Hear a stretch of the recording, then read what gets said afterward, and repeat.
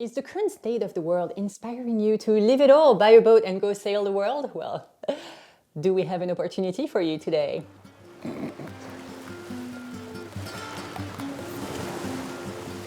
All right, I don't think that anybody is going to be surprised by the title of this video. Probably not. No. These days, we feel that the world is calling us here to become better members of our community. Yes, I think we also, after living 6 years on a boat, need a little bit of time to reconnect with terra firma, top up the cruising kitty, and have a little space. And in the last year, we've been flip-flopping a little bit between are we selling, are we not selling? And we've changed our minds a couple of times. Polar Seal is not really a good boat for us to sail around the Chesapeake because he is way over-equipped, a little heavy, and if we wanted to go race with our friends on Polar Seal, it would be clunky. We would lose. He is not a boat that you use for racing. And then if we want to continue and really go to those adventurous destinations that we've been talking about, we need a bigger boat. We need something different. And so it is time for Polar Seal to find her new owners. I will say that it was a very hard decision because Polar Seal means so much to us, and there's a lot of emotions wrapped up to it, and I understand why people get emotional about boats. Yes, I absolutely disagree with the idea that the two happiest days of boat ownerships are the day that you buy your boat and the day that you sell your boat. This is not really a happy day. No. Now we've talked about why we are selling Polar Seal. Let's talk about Polar Seal. That's right. I made a list here. So reason number one, she is super equipped. And for the 6 years that we were living on board, sailing around the world with her, we've made her the most comfortable boat that she could possibly be. We're gonna put the tour that we did in 2023 at the end of this video. But she is ridiculously over-equipped for a Beneteau Oceanis 40 from 2007. Or maybe any Oceanis boat. Arguable. The second reason why it makes her a unique boat is that she is a 2 cabins version of the Beneteau Oceanis 40 from 2007. And after that model, Beneteau stopped making a special layout for 2 cabins boats. That's right. If you now, with their current boats, if you want a 2-cabin boat, you can have that, and they just take the 3rd cabin and make it a big closet. So nothing really changes in the boat. Whereas our boat, the layout physically changed. So you get an extra settee, a bigger galley. It's really, really nice, especially for 2 people out cruising the world. Yeah, and the galley in particular is massive for a boat that size. Even in some catamarans, the galley wasn't as big as in our boat, right? Mm-hmm. Like we have the freezer on top, the fridge, space for an extra induction stove if we want to. I mean, it's a really nice galley. The other thing with that is that generation of Beneteau was a really unique cross. It was a cross between their old cruising boats, which were generations before, and what they sell now, which are bigger, spacious, more boats for the charter market. And it was really a cross between that. So it's a cruising boat, but it has a lot of space and light in it. Yes. Reason 3 is that as opposed to any random listing that you could see on the internet, on Yacht World, with Polar Seal, you know exactly where the boat has been, how she's been used, and where we've gone with her, what we have done to her. And if you've watched our channel for the last 6 years, you also know that we haven't sugar-coated anything. Not that we mishandled her in any way, absolutely not. Ryan and I are pretty conservative sailors, but we're not hiding anything, if that makes sense. Next, most importantly, do you wanna? And most importantly, what you get with Polar Seal is you get us. One thing that we've always said is that when you buy a boat, you buy the former owners. You buy their philosophy of maintenance, you buy whatever relationship you're gonna have with them, or not, and it makes a huge difference for the 8 years that we've owned Polar Seal. No, almost. No, 8. 9. Okay. We've lived with the former owner of Polar Seal. For a bit of background, we bought Polar Seal in 2016 from the person who had commissioned her, and sadly that person had passed away. So when we took ownership of the boat, we were alone. There was nobody. And that created interesting situations, especially considered the fact that we were just fresh out of Brand YA. new. We didn't know we knew basic how to sail, but not how any of the systems work. And I remember our first time out with the boat, we were texting and calling the delivery captain. We had the boat delivered to Stockholm, asking him how the bow thruster worked. And he was giving us instructions because there's no manual, there was no instructions. So at least we had him. So what we mean by you're getting us is that we're committed to the success of Polyseal's future owner. We're going to make sure that you understand the systems that are on the boat and that you feel like you own Polar Seal, as opposed to us when we had to figure out how to operate the windlass and thought it was broken. And after 3 visits from a contractor, we learned that we actually needed the engine to be on to drop the windlass. So that's your first tip. The engine's got to be on to drop the... Yeah. We're not going to teach you how to sail, right? That's on you. But we're going to make sure that when you get ownership, you have a thorough understanding of all of the systems on board. On that note, another thing that you don't get when you look at a random listing on Yacht World is you don't always understand right off the bat what needs to be maintained or replaced the minute that you buy the boat. And so, in the spirit of transparency, we wanted to let you know that Polar Seal has sailed 30,000 nautical miles with us, and that at the very least, the rigging should be thoroughly checked, if not replaced. And I've always told people that when you buy a new boat, it's just good to have the standing rigging replaced, regardless of what you think you know about it, just because then you know about it. Yes. That's good. But there's also some other things we're gonna do, I'm gonna put new bottom paint on, we're gonna wash and wax it, clean it top to bottom. There's also some things inside, some small things that we're gonna fix up and make nice for the new owners. Mm-hmm. The mainsail is fully functional, but also 30,000 nautical miles. So It's getting there. It's getting there. One very important detail is that Polar Seal is flagged under the Swedish flag. And why is that important? Well, in the US, where we are right now, and the boat is on the Hard in Harrington, so not far from Annapolis, but in the US, there's a law that says American citizens are not allowed to buy foreign flag boats on US soil. So if you're a foreigner, you want to come, that's fine. If you're an American, we could go to Canada and complete the sale. But we're also committed to importing the boat if an American is interested, and we'll take care of all that. But we left it Swedish flag in case a foreigner wanted to buy the boat. Not having the boat American flagged makes it a little bit easier to insure. That's true. Mm-hmm. Now, for the part that everybody's waiting for. Price is Right. Price is Right.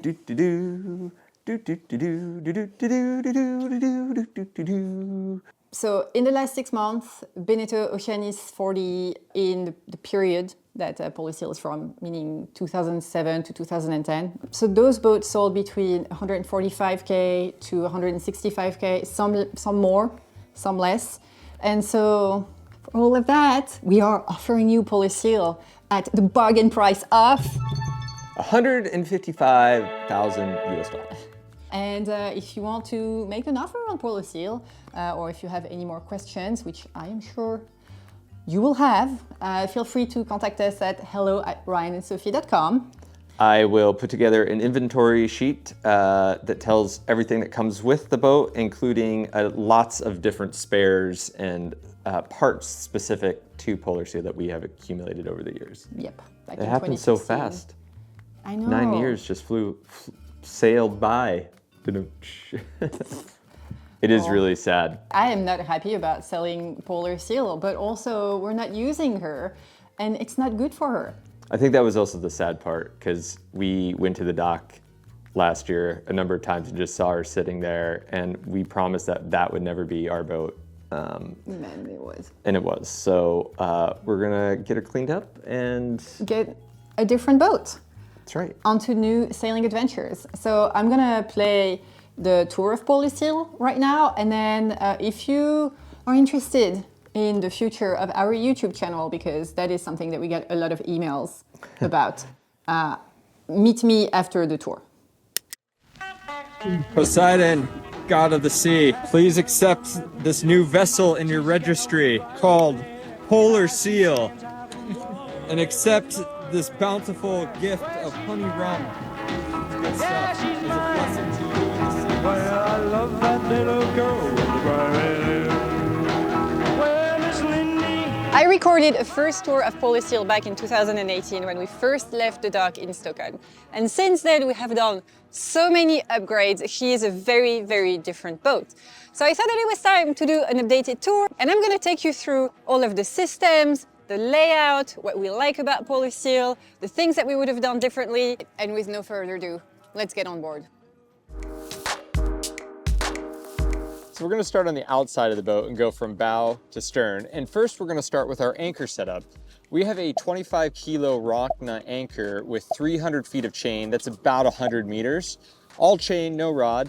And then we also have a Fortress backup anchor that we keep in the stern locker. With the anchor, we also have a snubber, and a snubber is a line or a bridle of lines that takes the pressure off of the windlass and puts it onto the boat. So it kind of provides shock absorbing while also make sure our gear is protected. But as you can see on Polar Seal, the bow cleats, which you attach the snubber to, are fairly far back. So one of the improvements we made was adding these fairleads up front. That allows the snubber to be pushed forward and protects the anti-fouling on the bottom so the snubber doesn't rub against it. So now we're going to go into the sail wardrobe on Polar Seal. On board the boat, we have 2 head sails, a mainsail, and a storm sail. For the head sails, we have 100% jib and 140% Genoa, a storm sail, and our big, huge mainsail. So our mainsail is set up specifically for offshore sailing. It's made out of Dacron with reinforcements. It's a stack pack with a single lined reef. It has 3 reefs, with the first one being very deep, so it can almost act as a storm sail if we really needed to. After 6 years of sailing, we've really become opinionated about how our mainsail works and functions. A lot of people either have in-boom furling or in-mast furling.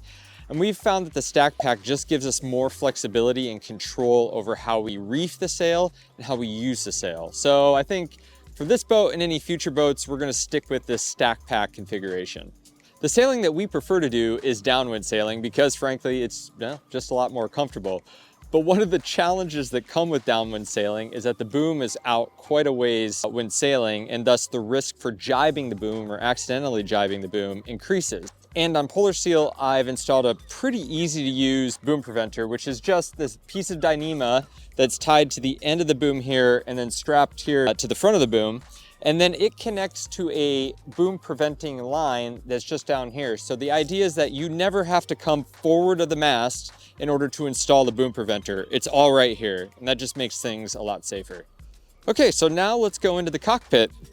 And one of the first things we installed on Polar Seal to protect our cockpit was the spray hood bimini and full enclosure that goes around it. We got this in Sweden from a company called Cockpit Oceanis.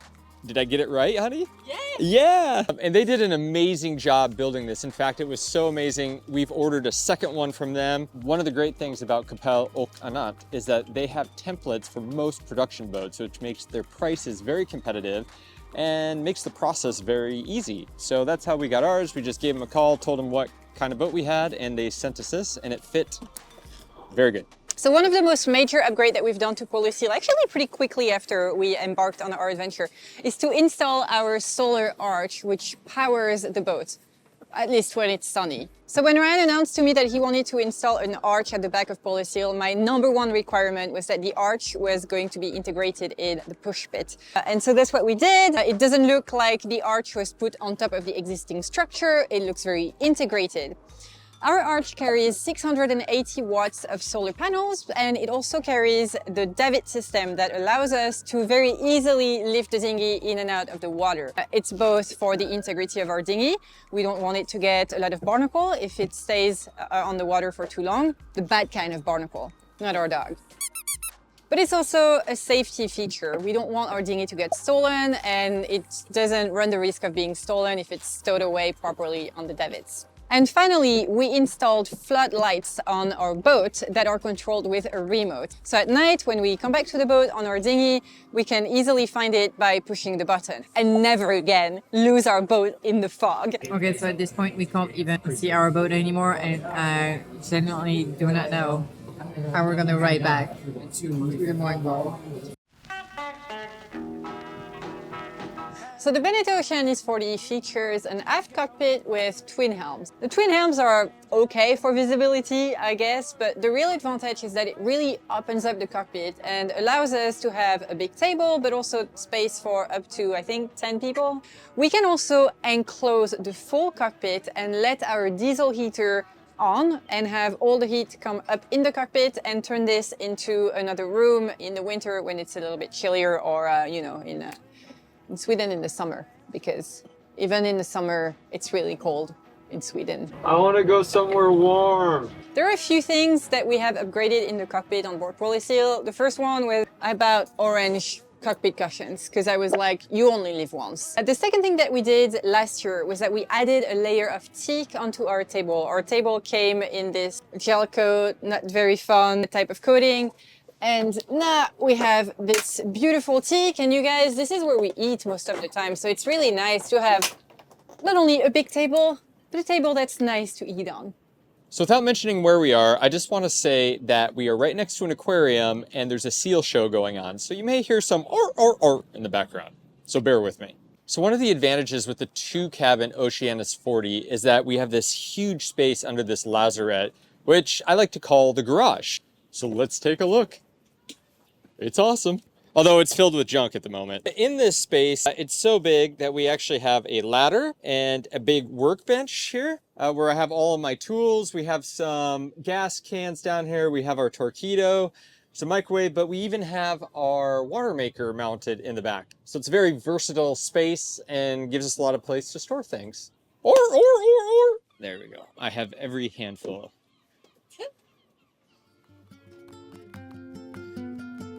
Okay, honey, I need some help.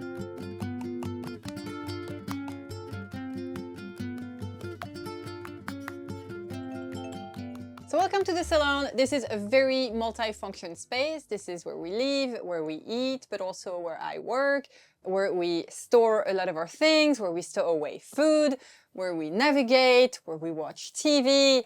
Over the years, we've made a few upgrades to the Salon. So for example, the upholstery that I'm sitting on is new from last year. One thing that I've learned having beige upholstery is that first, I like how it looks. It's nice, but on a boat, it's not gonna stay beige for a very long time. So what I've done is that when we get our upholstery ordered, I asked the upholsterer to make me covers in the exact same fabric. It looks completely seamless. And so if you ever have a stain or want to wash those things because they don't stay beige very long, you can just very easily take the cover off and wash it. Now, all of the cushions obviously the cover can be removed, but it's a real pain in the ass to put it back on the cushion. So, you know, preferred having covers on it that look seamless, that I can wash easily. It's actually been really good. All right, so under those cushions is where we stow away a lot of our food. In my last tour, I talked about how I really don't like those flimsy lids. Why can I not open the entire thing? And in the comment section of the tour, people are like, oh, it's a safety hazard. Yeah, well, it's been 6 years that we're on this boat. We haven't capsized, it's fine. If this were to fly away, we would have other concerns. So this is where we stow away everything that I don't need on a day-to-day basis, and it's pretty big. And we have the exact same one on the other side and on the other side of the Salon stable. So in the Salon, we also have the nav table, and there's a lot going on at the nav table. We have our navigation equipment, our electrics panel, communication equipment, the radio, and even the heater control. So first, let's look at the navigation equipment. And probably the most important piece of nav equipment on board Polar Seal for Sophie and I is our autopilot. And that's because Sophie and I shorthand or single hand the majority of the time. So the autopilot is the most important crew member for us. About 4 years ago, before we did our first ocean crossing, Sophie and I made the decision to upgrade our old Raymarine autopilot to a new Raymarine Evolution autopilot. The reason we did this is because the new Evolution autopilot takes into account pitch, yaw, and roll and provides compensation for it. And with that, it allows the autopilot just to steer a lot better. This makes things on board a lot more comfortable as we're going through the ocean. But when we installed that autopilot, we wanted to make sure that we had redundancy. So we left the old autopilot in place. So we left the old linear drive in place. We now have 2 autopilot computers and 2 control heads. And all we have to do is flip a switch and it will go from one autopilot control to the next. So if our autopilot were to fail, we can easily flip the switch and be on the backup autopilot. So on board Polar Seal, we have 2 chart plotters, the first being this Axiom Plus 7-inch, and in the cockpit we have an Axiom Pro 9-inch. And what's cool about the chart plotters is it's really a hub to display all of our navigational equipment. So as you can see here, we have our Navionics charts being displayed, but then we can also layer it with our Quantum 2 radar, so we can get a radar picture right on the chart. And in the harbor here, there is a lot going on. Our Quantum 2 radar is really cool because it's a solid state radar, so it requires no warm-up time. Our old radar used to take about a minute to turn on and get warmed up and start giving us a picture, whereas this, just push a button and it turns on instantaneously and uses very little power. The display also has a number of other cool functions, one of which is a camera feed that we have. So we have a Raymarine camera mounted below our Raymarine radar outside, and that's the image that you're seeing here, but you'll also see there's a number of other AIS targets that are displayed here. And that is through Raymarine's augmented reality system. So as we're cruising along, we can see where a ship is, what its name is. We can see other navigational markers that might be on our Navionics chart. So this is pretty cool because, well, all summer we've been navigating in the fog and very low visibility. So it gives us kind of an extra data point as we're looking off into the great white fog abyss. Andy! Which way to the fuel dock? So another cool thing this chart plotter allows us to do is interact with anything that's connected to our NMEA 2000 network, which is a backbone that's standardized and connects all kinds of navigation equipment. But one of the cool things it connects is our audio system, which I also recently installed. So we can turn on our Fusion radio, which is right here, from the system. It's turning on, and we can control the whole audio system from our chart plotter or from here. This was also another COVID add to the boat. Now on to our communication equipment. And for that, we have the latest Raymarine VHF, which also includes a wireless hub, which allows us to use this wireless handset all throughout the boat, which is super handy when you're trying to dock or take care of things and also have communication.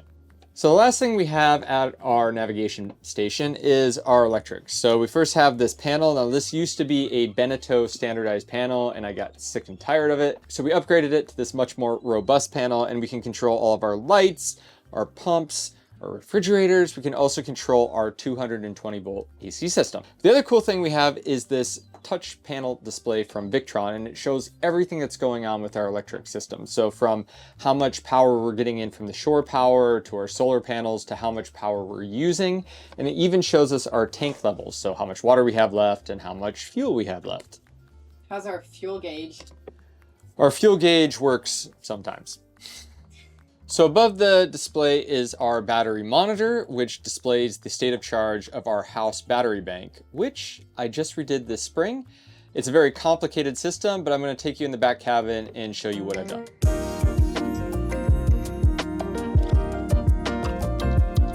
Okay, so let's go in the aft cabin. So this is our aft cabin. It's huge. This is almost a king size bed. And it's worked great for us, but the only problem is after 6 years, for me to sleep on that side of the bed, I have to crawl over Sophie, and that gets a little bit annoying. But we do have this nice polar seal. But that's really not what's cool back here. I'm gonna show you what's cool. That is our electrical system. So this spring we upgraded our electrical system, and that was a very big project that involved many things. But one of the things we did was upgrade this battery box, and we upgraded our lithium house bank. So we went from 680 amp hours of Dakota lithiums to 840 amp hours of Dakota lithium batteries. One of the reasons we did that is because lithium battery technology is always changing and evolving. So the new batteries that we have out right now are much more dense, meaning we can get more power out of a battery in a smaller space. But this DL Plus line also has the ability to have a starter function, and we're going to talk about that in a minute. So we put these 3 batteries here as our house bank. We also have a 4th one of these back under the bed, which acts as a backup battery. So if this house bank were to go down for any reason, let's say one of the cables had a problem, or if one of the BMS is shut down, we can just flip a switch here and it will take us to a backup bank where we can just run critical systems off of. The other thing that we did was cleaned up this battery box, because after years of living on the boat, we've never really had the chance to just completely shut everything down and rewire all of this. So we cleaned it all up, made it look very nice and very organized. The last thing we did was we changed out all the other batteries on the boat. So we had a lead acid starter battery for the engine. We also had lead acid batteries for the bow thrusters. So with this Dakota Lithium Plus line of batteries, we now have the ability to start the motor with it. And we can also run our bow thruster with it, which has been awesome. So now everything on board Polar Seal is lithium. Oh, and if we even need to, we can even start the engine with the house bank. One of the really interesting things that the lithium did with the bow thruster is it provides instantaneous power. So when you push the button, the boat just goes boom! And that was a bit of a surprise to us when we installed it. Do you like the electric system, Barnacle? You like this, Barnes? Oh, yes, you do. So Polar Seal is a French-made boat, and because of that, it has a 220 AC electrical system on it, meaning that it has European plugs and is available to use European type appliances like a hairdryer or a microwave. But with us being in the United States now and some of our appliances getting a little bit old, I thought it was really important to have a second 110 AC system on board. This allows us to charge from the marina, but it also allows us to plug in a US hairdryer or a US computer, so we can use everything on board Polar Seal no matter where in the world we are. So we installed a number of these 110 volt outlets throughout the boat. So we have one in here, one in the galley, one under the chart table, and one in the settee, the Salon. And what's running on this one right now? The Starlink. All right. Oh, and then there's the engine. Oh man, I've done so many upgrades to this boat. Did you upgrade the engine? Not the engine, but a lot of things in the engine compartment. So this is the engine aboard Polar Seal. It's a 40 horsepower Yanmar, and it looks a little bit like a hot rod. And one of the reasons it looks like that is because a few years ago, we added a high output alternator to support the electrical system. So this is a 180 amp hour Mark Gracer alternator, which I love, and unfortunately he doesn't make them anymore. But in order to get that to run correctly, we needed to add a pulley system to the engine, and that's what these cool looking things are for. The alternator on here has been just amazing. We're able to charge up our whole battery bank in just a few hours. And this summer we've had to use it a lot because, well, the sun hasn't been shining, and so we haven't been able to use our solar panels. So this has been a great upgrade aboard Polar Seal. But with all that engine running, it causes a lot of noise, and Sophie really doesn't like the noise. So last spring I upgraded all the insulation aboard Polar Seal to make it just a little bit quieter. And if you're interested in that, you can check out the video above. So here's our starter battery. This is a 130 amp hour Dakota Lithium Plus. And you can see that this is the battery box for the original lead acid battery, which was actually less amperage than this one. But this is half the size, so I've had to fill the space with little foam noodle pieces just so this doesn't move around. Onward! Where are we going next, baby? To the bathroom? What's in the bathroom? What's in the bathroom, you ask? Well, the answer is simple. Simply the best toilet that money can buy. It's actually a pretty small bathroom, so I'm not sure that walking in there right now is appropriate. I don't know. I'm just gonna stand in the shower. The shower head is dripping on me. So one thing that was very important for me when we bought the boat is that I wanted to have an actual shower space and not just one of those like, wet toilets where you can pull a shower head out of the tap. That was not going to cut it for me. So we have an actual shower space here. Normally there is a door if you order your boat with the correct option package. And apparently there was an option package available for the Oceanis 40 in 2007 that allowed for no door in the shower. And I'm here to tell you, it's a bad idea. Buy the door. But overall, having a dedicated space shower is probably the reason why we've been able to live on this boat for as long as we did, because I could not have done without my daily shower. So this is my Jabsco Quiet Flush E2. It is the latest version of the Jabsco electric toilet that you can buy, and it is the full version. It is not the compact model. So when it comes to marine toilets, there's a lot of different things that you can get. For the last 6 years, we have been using a manual pump toilet in the compact format, which is much smaller, and I hated it, okay? I hated it. For 6 years, I had a blister on my thumb that was permanently there because of how much I flushed this tube. So this spring, I installed this full-size electric toilet, which flushes with the press of a button. It is amazing. The one thing that can be a little bit bothersome with electric toilets is your ability to maintain them or repair them if something goes awry. So the great thing with this toilet is that you can access the pump very easily on the side. It clicks in place. So if anything were to happen with our macerator, we could very easily unlock it, just pull it up and troubleshoot it. Now, the way that I go about it is that I simply do not allow toilet paper or anything else than a number 1 or a number 2 to go through the toilet. And we haven't had any problem with it. It has been phenomenal. It has been fantastic. I love having a real size toilet. It is just the best thing ever.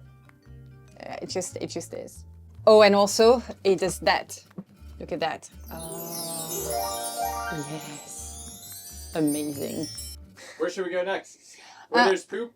Where does poop come from? The galley! Oh my god, that was such a gross transition. All right.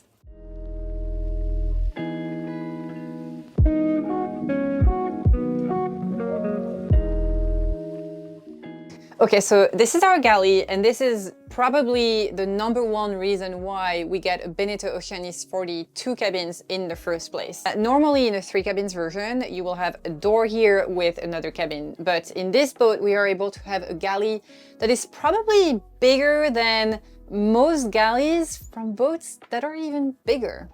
We have lots of countertop space. We are able to have 2 fridges, and actually this is our front-loading fridge. And this used to be an ice box, which, trust me, you don't want to have an ice box on a boat. Our ice box was more a place where vegetables would go to rot or dough would go to rice. But a couple of years ago, Ran updated it to a full freezer, and we have the ability to choose whether we want it to be a fridge or a freezer. Needless to say, it's always a freezer, because ice cream is delicious. I want to have ice cream on the boat. This is our stove. On board Polysteel, we have a gas stove with a gas oven that is mounted on a gimbal because monohull, and we go on tilt. Whenever we heel, we sail upwind. But we also have an induction hub. Now, technically, we have the electric capacity on board to go full-on electric induction and electric oven. But I feel like this would be a very complicated upgrade, so one that we have not done. But having an induction stove, which is like literally a portable induction cooktop that you buy for 50 bucks anywhere, allows to not only save gas, but also to have a third burner whenever I want to cook a little bit more. When we entertain, when I cook dinner, whatever. It's great. Okay, so another thing that really sold us on this boat is the double sink, which makes it a lot easier to do the dishes. Yep, it's been 6 years that we do the dishes manually, and yes, I absolutely miss having a dishwasher on board. But we did a couple of modifications to Polysteel's sink that make it a little bit easier to do the dishes. So for example, Ryan installed this tap a couple of years ago, which allows us to pull this thing out and get a better angle on the dishes when we want to rinse things that are bulky or give Barnacle a bath. Very handy. Great upgrade. You can also see those 2 taps here. This little thing here used to be a test tap for the water maker when we had the first version of it. And this is our filtered water tap. So Ryan installed a carbon filter under the sink that feeds this tap. And so for drinking water, we have this little tap. And talking about water, it is in our galley that we have the control panel for our water maker. Our water maker is a Seawater Pro water maker that we installed in 2019, right before we started doing a lot of offshore sailing. No, actually, we installed it before getting into the Med, because marinas were outrageously expensive there and we wanted to have the self-sufficiency not to go in the marinas. We didn't always used to have a panel. The panel was an addition that we did later. Seawater Pro is the IKEA of water makers. They supply you with a kit that you install yourself. And it is made out of parts that you can find at hardware stores, as opposed to buying an off-the-shelf water maker, which requires proprietary parts anytime that you need to do maintenance or you want to replace something. We have had this water maker for 4 years and it has been amazing. In terms of affordability, it is just so much better than anything else. But also in terms of maintenance, because we've been able to find filters and different parts everywhere we've been, it's been really easy to maintain. 10 out of 10, we love our Seawater Pro. If we were to get another boat tomorrow, we would probably have another Seawater Pro on board. Okay, I kind of need to get outside of the shot because the thing that I want to show you are in there. Wait, let me see. Can I do that? Yeah, okay. Okay, so 2 other things that I love about our Galley is first, our microwave. When we bought the boat, I thought that having a microwave was ridiculous because who needs a microwave when you have a stove? And I was very, very wrong. Having a microwave is amazing because it's convenient. And on board a boat, there is nothing more comfortable than convenience. You'll see here, this little control panel is what allows us to operate our fridges. So we can choose to only have one fridge at a time or have both fridges, but we can also control the temperature of both fridges here. And then there is my spice rack, which is really something that I found on Amazon. It allows us to save so much place in our cabinets, but also I think it looks good. And you know, a hallmark of a cruising boat is that you have spices from lots of different countries, an assortment of different jars, and yeah, this is my spice rack. Okay, maybe I have a couple more cool things to show you. The first one is this lamp, which is an LED rechargeable lamp that allows me to have better lighting in the galley, also from Amazon. And this is not actually a small thing, but I have 3 plugs in the galley at that counter, 2 American plugs and 2 European plugs. So I can run absolutely whatever appliance that I need. It's fantastic. All right, we are almost nearing the end of our tour of Polyseal because, hey, it's a 40-foot boat, it's pretty small. And we are going in the V-berth. Normally, what I would have done is to lure you into believing that we live in a tidy boat. But really, what the V-berth is storage. On occasion, we have guests or crew that come visit us, so we try to clean this up and find room for everything that's on the bed somewhere else. But this is what it normally looks like, not gonna lie. So my entire wardrobe fits in this cabinet and it's not very big. This is a vanity slash desk. We never use it as a desk because of this wall here. If you are right-handed, you constantly have the wall in the elbow. It's not very nice. But in this vanity here, I keep all of my skincare products. On those baskets over here is where I store my hair dryer and all of the beauty things that I like to use because I wouldn't live on the boat if I didn't have the ability to do that. So underneath the vanity here, we have a little poof that serves as storage space. This is where I put my shoes. On occasion, when we have guests in the salon, we'll take this thing and use it as an extra chair for a guest, but that's the extent of it. This is our laundry hamper, and it's pretty full. And I have no excuse because in the V-berth, we also have our washing machine. Actually, it's more than that. It's a full washer dryer. It holds 3 kilos. Here, let me show you how it works. It sings. This is a Daewoo Mini. It's a 3 kilos wall-mounted washing machine. It is mounted straight onto the hull with some reinforcements in the back. We actually hired a professional to help us install it. Yay! Hello there. This is a combo washer and dryer, and we are going to install it on Polyseal. And our lives are about to change! It cost $700. And the comment section of the video in which we described the installation process and reviewed it is full of comments asking me where to buy this. I think that Daewoo has actually discontinued some of the production of this washing machine. You can still find some on eBay. What I can tell you on the other hand is that it has been fantastic. Laundry was the last piece of the puzzle to make us completely self-sufficient. Whoa! Oh my god! Doing the laundry when you sail the world can be a real pain in the ass, but it also can be really expensive. You never really know what you're going to find wherever it is that you go. Sometimes you have to walk 3 kilometers with 30 kilos of laundry and pay about $100 to do your laundry. It is a budget. So this little thing has been amazing. 3 kilos is a really small load. We can't do much at once. In terms of the water consumption, it consumes 30 liters per load, which is very efficient. Because it is installed somewhat close to the water line, Ryan installed an extra pump to pump out the water from the machine, and it goes back to an outlet under the sink. But overall, 10 out of 10.